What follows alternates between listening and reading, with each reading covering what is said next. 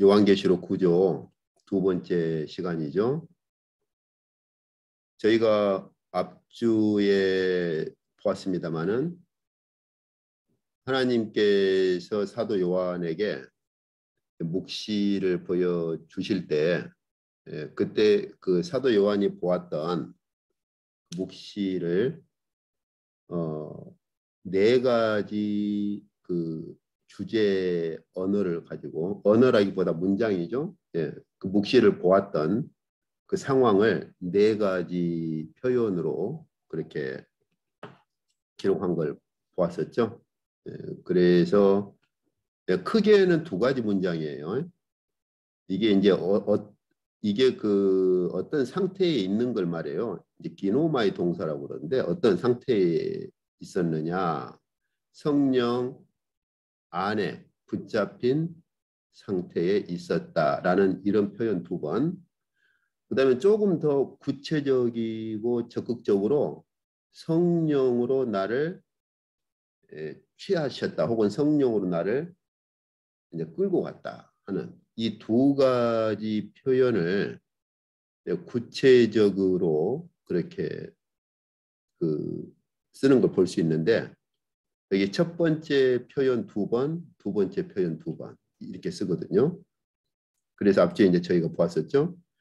요한계시록 1장 그리고 4장 이 두 번에서는 내가 성령에 사로잡힌 상태에 있었다라는 말로 자신이 보았던 묵시를 기록하기 시작하는 거죠.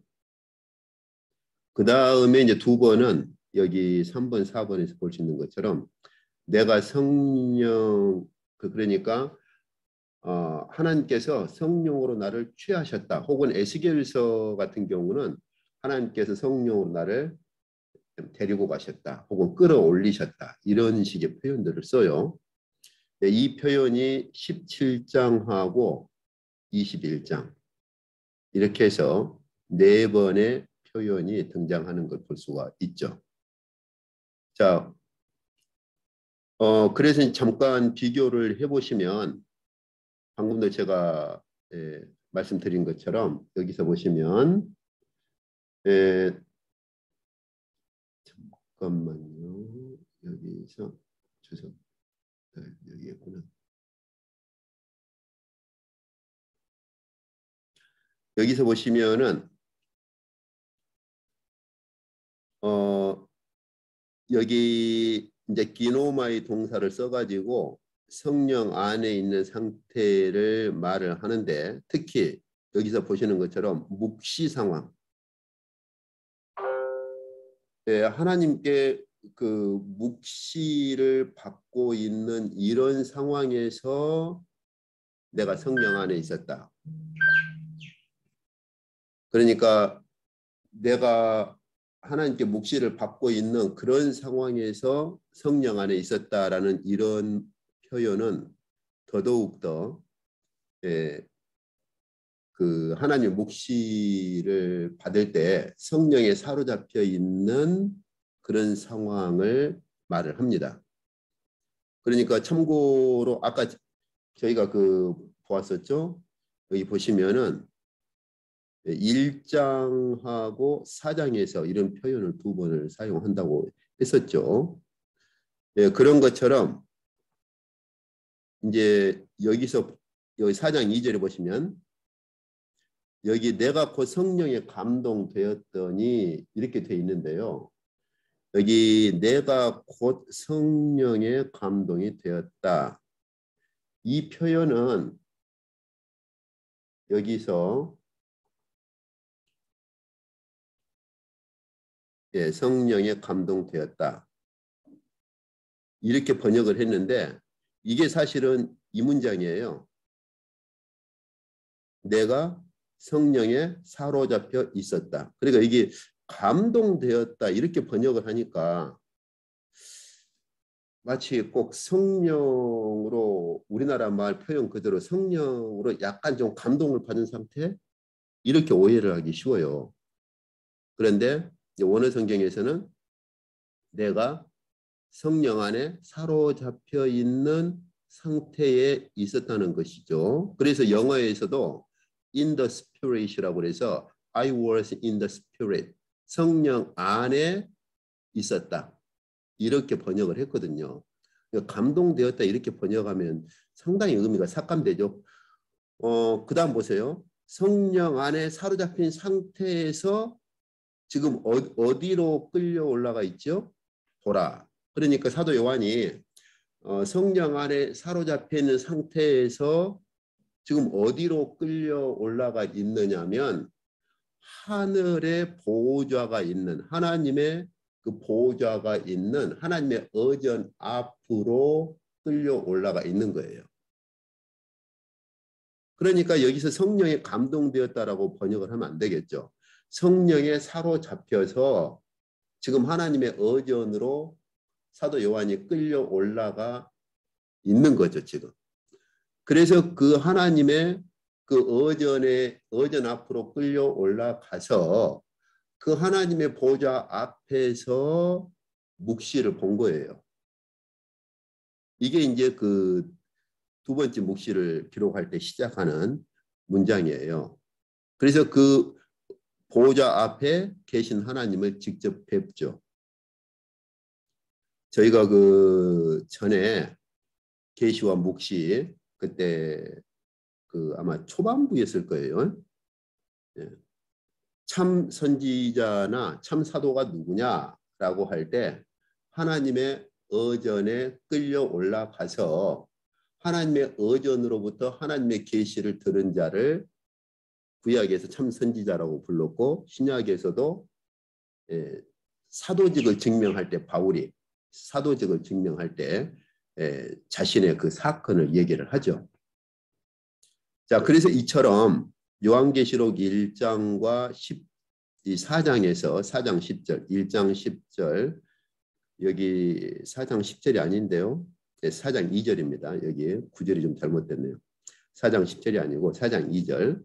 4장 2절에서 사도 요한이 내가 성령에 사로잡혀 있었다라고 하는데 이와 동일한 경험을 바울도 합니다. 그래서 우리 그 고린도 교회가 사도 바울의 사도권을 의심을 했어요. 야, 바울이 무슨 사도냐? 바울이 그저 12제자 중에 한 사람도 아니고, 자기가 뭐 담의 세계에서 부활하신 주님을 만났다고 하는데 어떻게 하냐? 이렇게. 그랬을 때 바울이 그 고린도 교회에 자기의 사도권의 근거를 주장할 때 갈라디아 교회는 바울의 사도권을 의심하지 않았어요. 그렇기 때문에 바울은 자기의 계시의 근거, 사도 바울이 받은 계시의 근거를 말할 때는 다메섹 사건으로 말을 합니다. 내가 다메섹에서 부활하신 그리스도를 만났다 이렇게. 그런데 계시의 근거가 아니라 사도권의 근거를 말할 때 내가 사도라는 그 근거가 뭐냐 이걸 말할 때 고린도 교회는 자기가 주의 영으로 끌려 올라가서 하나님의 의전에 갔다 온 사건을 가지고 말해요. 그래서 내가 그리스도 안에 있는 한 사람을 아노니 이렇게 바울 자신을 그리스도 안에 있는 어떤 사람으로 표현을 하죠. 왜 그러냐면 이 고린도후서 12장 뒤에 쭉 보면은 자기가 받은 그 계시를 가지고 자기가 교만하게 되기를 원치를 않아서 약간 돌려서 말을 하는 거예요. 근데 그 사람이 어떤 경험을 했어요? 보니까 14년 전에 셋째 하늘. 그러니까 여기서 셋째 하늘이라고 하는 것은 하나님의 의전을 말하죠. 이제 뒤에 보면은 이 고린도후서 12장 뒤에 좀 보면 이 셋째 하늘을 뭐라고 표현하느냐면 낙원으로 끌려 올라가서 하나님의 의전으로부터 계시를 받은 사건을 말을 합니다. 실질적으로. 그래서 여기 셋째 하늘을 가지고 이런저런 말들을 하는데 그건 굉장히 그 바울이 말하는 의도를 잘못 이해를 한 거예요. 바울이 한 번씩 시간 되면 이 고린도후서 이 12장 계속 뒷부분 읽어보세요.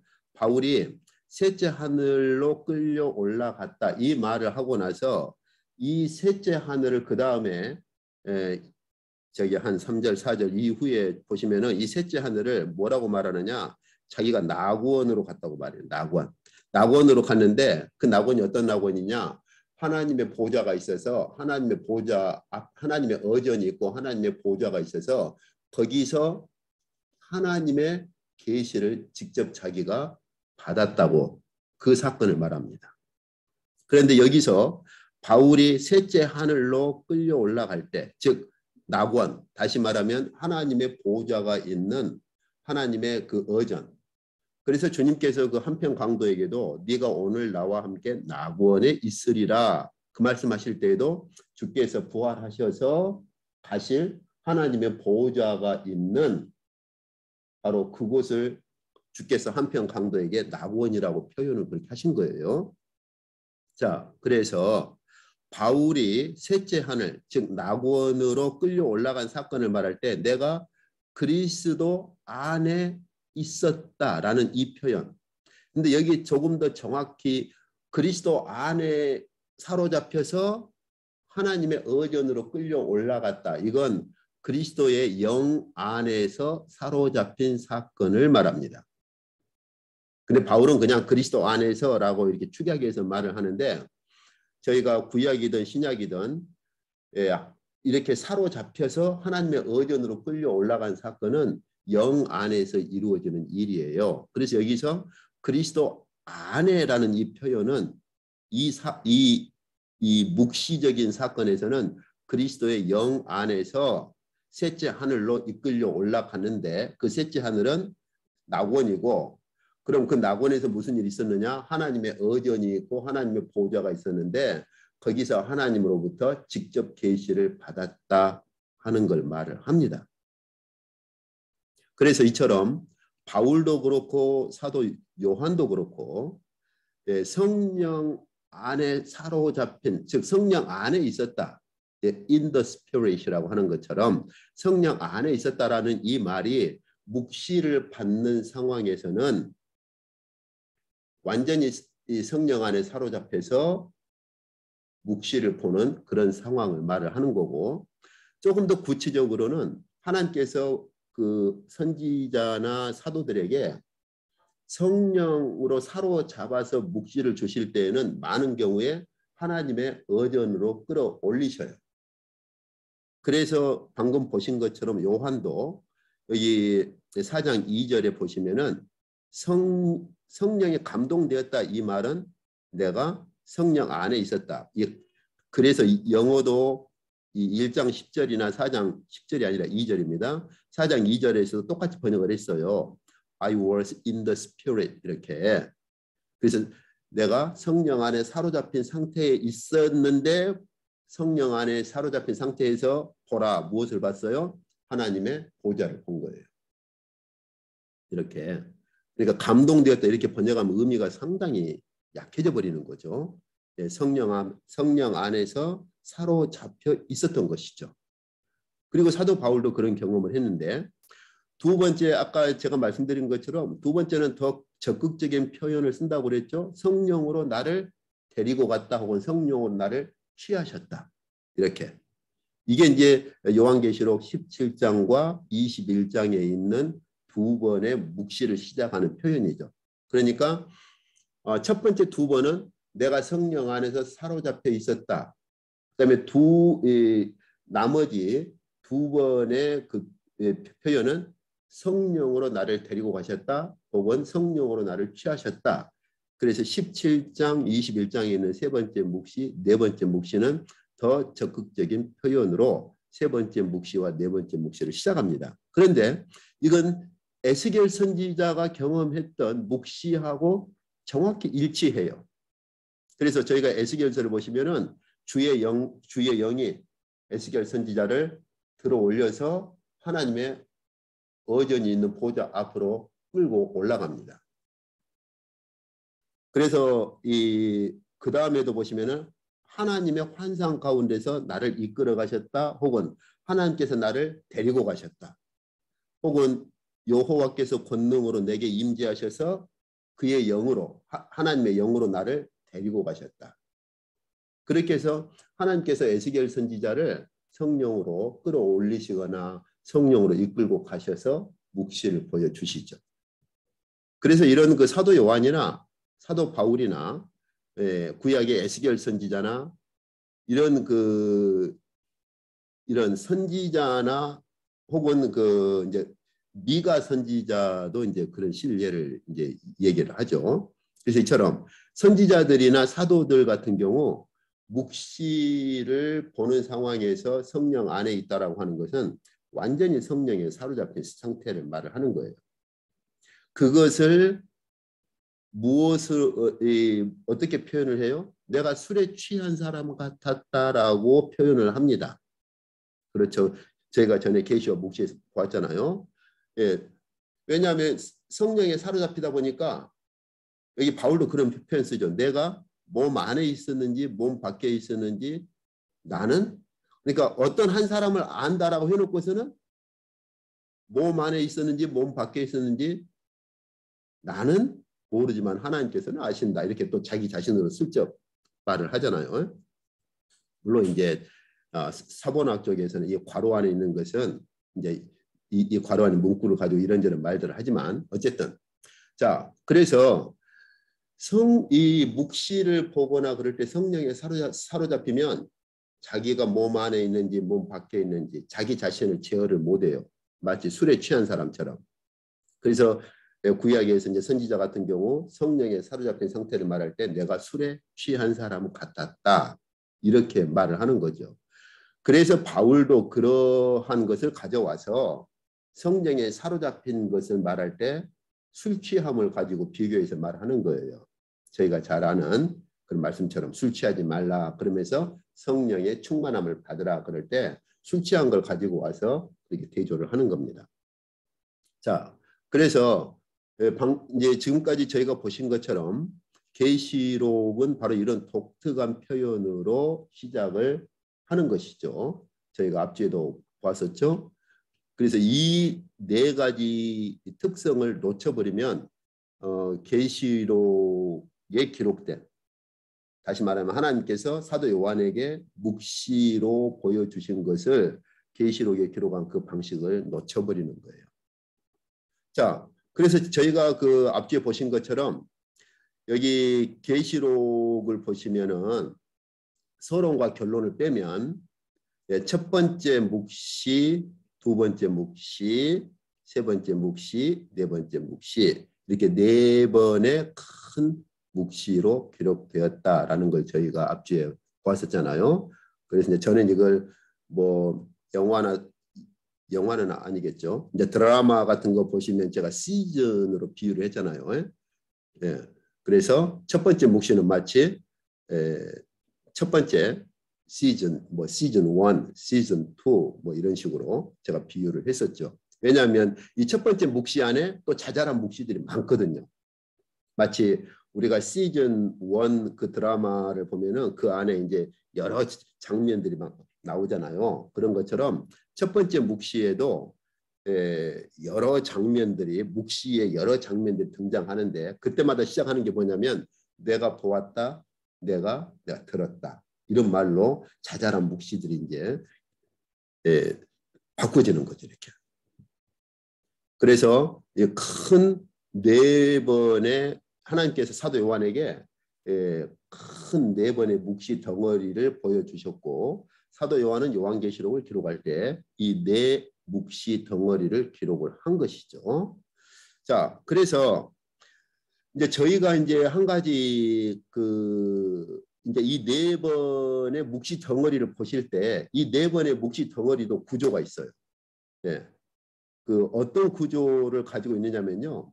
첫 번째 묵시를 사도 요한이 바로 기록한 게 아니에요. 다시 말하면 하나님께서 첫 번째 묵시를 보여주실 때 그냥 첫 번째 묵시 자체를 툭 하고 내던지지 않습니다. 첫 번째 묵시를 보여주시기 전에 그 묵시에 대한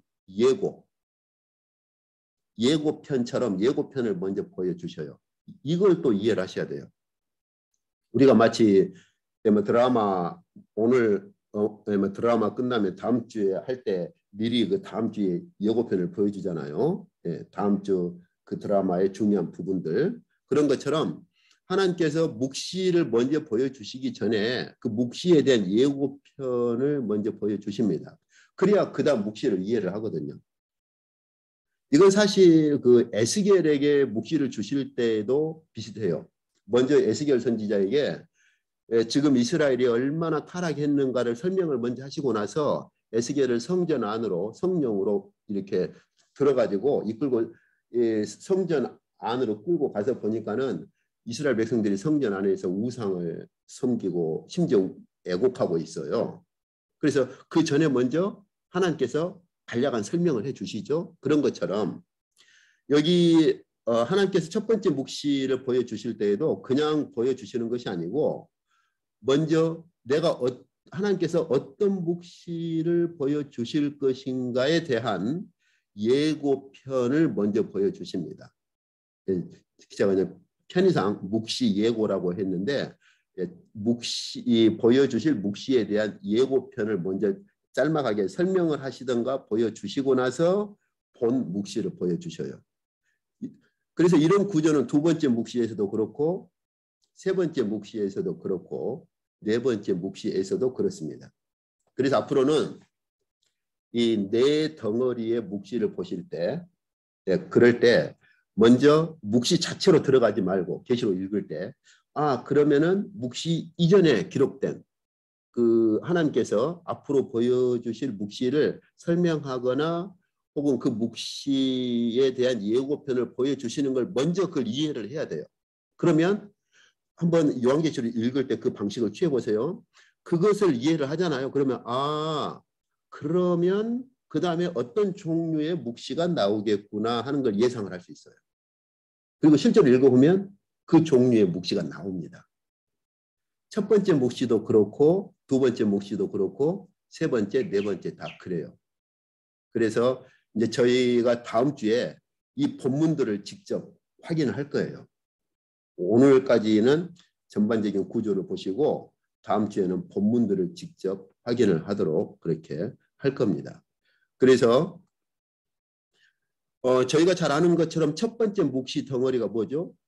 사실 일곱 교회에 대한 묵시잖아요. 근데 바로 일곱 교회에 대한 묵시를 바로 안 줘요.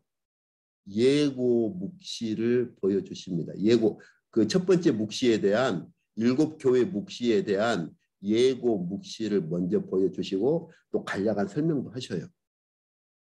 이제 앞으로 다음 주에 저희가 본문을 직접 보고 확인을 그렇게 하도록 하죠. 그래서 그 일곱 교회 묵시를 주시기 전에 사도 요한에게 어떤 묵시를 보여주실 것인가 그리고 그 묵시의 성격이 무엇인가를 묵시 환상으로도 보여주시고 말씀으로도 그렇게 설명을 하셔요. 그래서 꼭 이 예고를 먼저 정확히 이해를 해야 그 다음에 나오는 묵시를 이해를 할 수 있어요. 근데 이걸 예고를 빼버리고 그 다음에 나오는 묵시에 집착을 해가지고 그 문자를 가져와 가지고 막 자기 신학 사상을 대입을 해가지고 신학적으로 이렇게 자기의 어떤 프레임을 만들어서 거기다 끼워 넣어버리면 그러면 이제 하나님께서 사도 요한에게 보여주신 이 예고 묵시가 필요 없어지는 거고 굉장히 잘못된 해석을 할 수 있는 것이죠. 그러다 보면 실제로 상당히 잘못 이렇게 이렇게 설명을 하거나 하여튼 잘못 그 계시록에 대해서 잘못된 관점을 가진 그런 글들이 종종 있어요. 세 번째는 하나님께서 그 인묵시 여기 인에 대한 묵시를 주시기 전에 먼저 인묵시에 대한 배경을 이렇게 묵시로 묵시 예고편으로 보여주십니다. 그래서 이 예고를 이해를 해야 하나님께서 인으로 보여주실 묵시에 대한 예고편에서 이 배경, 백그라운드를 잘 이해를 해야 여기 인에 대한 묵시를 이해를 해요. 앞으로 저희가 보실 거예요. 근데 이것을 이 배경, 이 백그라운드를 간과를 하다 보니까 인에 대해서 뭐 이렇게도 뭐 설명하고 저렇게도 설명하고 굉장히 이런저런 설명들이 많은데 그 중에는 상당히 잘못된 이해들이 있어요. 한번 저희가 이 부분 직접 본문을 보실 때 같이 본문이랑 확인을 해보시죠. 그 다음에 이제 그 인 다음에 나팔목시가 나오잖아요. 그때도 나팔목시가 바로 나오지 않습니다. 이 나팔목시가 뭐냐 하는 것을 보여주는 이 나팔목시에 대한 성격 혹은 본질을 보여주는 이 예고가 그 앞에 나와요. 그리고 설명도 그 앞에 있습니다. 그래서 이 예고에 나타난 하나님께서 나팔목시를 보여주시기 전에 그 나팔목시의 그 예고편에서 친히 보여주시고 설명하는 배경을 이해를 해야 나팔목시를 정확히 이해를 할 수 있어요. 근데 방금 제가 말씀드린 것처럼 인처럼 이 계시록 설명하는 책들이나 글들에서 보면 이 예고를 설명한 경우가 거의 없어요. 그러다 보니까는 이 계시록에서 나팔만 가져와 가지고서는 또 굉장히 자기 나름대로 이렇게 해석들을 하거든요. 참 이 배경에 대한 하나님께서는 직접 나팔목시를 사도 요한에게 직접 보여주시기 전에 친히 하나님께서 설명을 하시고 친히 하나님께서 그 나팔목시에 대한 예고편에서 그 나팔에 대한 성격, 본질 그 모든 걸 설명을 다 하셨는데도 많은 경우 이 예고 묵시를 무시해버리고 바로 나팔 묵시로 들어가는 경우들이 제법 많아요. 이제 역시 같은 거죠. 대전 묵시를 보여주시기 전에 이 대전 묵시가 뭐냐 하는 것에 대한 이 묵시 예고에서 묵시 예고편에서 하나님께서 대전 묵시에 대한 설명 그리고 인간의 언어로서는 설명이 충분하지 않을 때는 묵시 환상으로 또 추가로 같이 그래서 설명도 해주시고 그리고 어떤 경우는 인간의 언어로서는 설명하기가 쉽지 않은 경우는 상징적인 환상으로 친히 보여주셔요. 그래서 이 대접 묵시도 마찬가지입니다. 이 대접에 대한 묵시로 들어가기 전에 이 예고에서 먼저 충분히 이해를 하셔야 돼요. 그리고 이제 여기 이게 이제 세 번째 묵시잖아요. 예, 이게 세 번째 묵시 덩어리죠. 바벨론 심판. 제가 이제 바벨론 심판이라고만 했는데 더 정확히 표현하면 바벨론 심판으로만 한정되는 건 아니고요. 바벨론 심판과 함께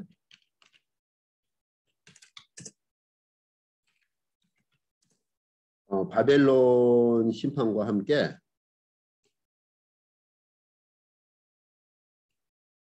잠깐만요. 여기서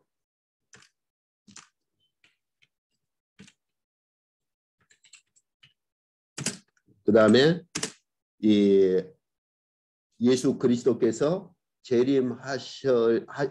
바벨론을 심판함과 동시에 예수께서 재림하실 때 이루어질 그 종말의 심판 이 모든 것들이 이 세 번째 묵시에 다 포함되어 있습니다.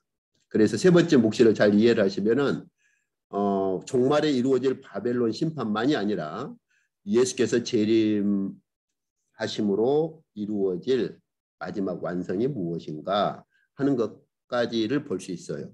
이때 이제 여기서 천년왕국에 대한 여러 가지 이론들이 등장하는 거죠. 그것도 이제 이 본문을 보실 때 그때 이제 한번 같이 보시죠. 그 다음에 이제 마지막 네 번째 묵시가 뭡니까? 하늘의 예루살렘이 새 하늘과 새 땅으로 변화되어 버린 이 피조 세계에 임한다 하는 것인데 이 묵시 이것도 마찬가지예요. 이 묵시를 보여주시기 전에 먼저 새 하늘 즉 하늘의 예루살렘에 대한 이 묵시의 예고편을 먼저 보여주십니다. 그리고 설명도 하셔요. 그리고 나서 하나님께서 사도 요한을 성령으로 끌고 올라가서 여기서 하늘의 예루살렘에 대한 묵시를 보여주시는 건데 제가 앞전에도 말씀드렸잖아요. 이건 베드로 사도도 그렇게 가르치고 있고 먼저는요. 이 창조 세계 전체가 이 지구만이 아니에요. 창조 세계 전체가 새 하늘과 새 땅으로 변화되어 버립니다. 그래서 베드로 사도가 우리는 새 하늘과 새 땅을 바라보노라 그렇게 말을 하는 거예요. 지구만이 아니에요. 그러니까 천지 창조 때 하나님께서 저희가 그 계시와 묵시할 때 그 창세기 시작 부분에서 그 부분 보았잖아요.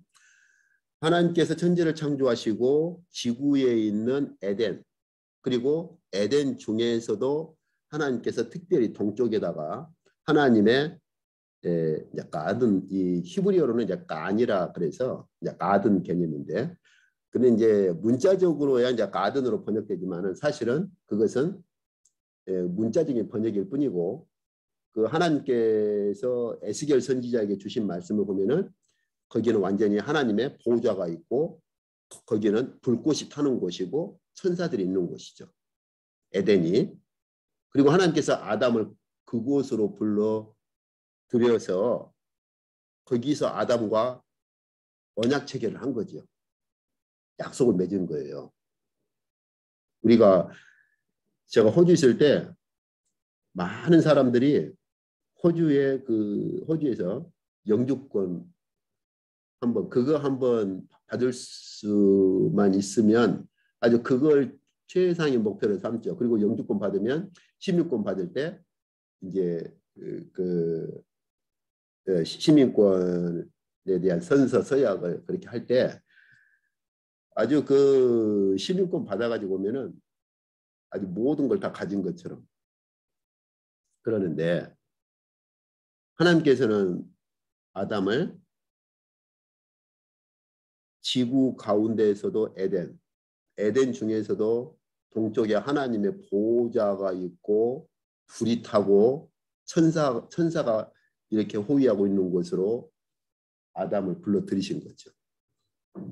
이건 제가 지금 말로 하니까 그렇지 여러분 한번 그 장면 한번 머릿속으로 그려보세요. 하나님의 보호자가 있고 그곳에는 불이 번쩍이고 불이 타고 있고 천사들이 있는데 그곳으로 아담을 불러들이셨다. 이건요. 참 더 이상 말로 다 표현할 수 없는 하나님의 호의이고 아주 은혜이고 긍휼이죠.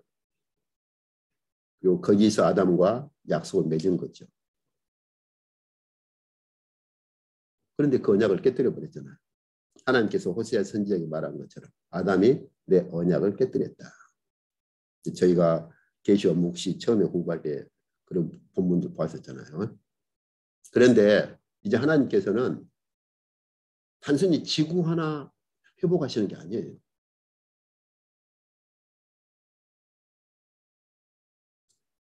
이 창조 세계 전체를 완전히 새 하늘과 새 땅으로 바꿔버리시는 거예요. 죄를 완전히 다 제거하고 이제 저희가 계시록 보면 그 장면들이 나와요. 죄를 제거해 가는 과정입니다. 이 온 우주를 이 창조 세계 전체를 새 하늘과 새 땅으로 바꿔버리시는 거죠. 그리고 이 새 하늘과 새 땅으로 바꿔버린 이 새로운 창조 세계, 이 온 우주에 하늘의 예루살렘이 임하는 것이죠. 전에 제가 한국에 있을 때 그때 호주 가기 전이죠. 뭐 성함은 말씀 안 드리겠지만 어떤 분이 뭐 천국에 갔다 왔대요. 근데 천국에 가봤더니 뭐 아파트가 금으로 된 아파트가 뭐 있어가지고 그래서 제가 참 어이가 없었어요. 이 우주 하나님께서 창조하신 창조 세계 이 온 우주가 새 하늘과 새 땅으로 이렇게 바꿔져 버리는데 거기에도 금으로 된 아파트가 필요할지 저는 아파트 살기 싫어요. 그래가지고 CD 그거 그 뭐야 기도원에서 천국 간증 해가지고 CD 팔고 뭐 막 간증하러 다니고 참 안타까웠어요. 이 우주 자체가 새하늘과 새 땅이 되는 거예요.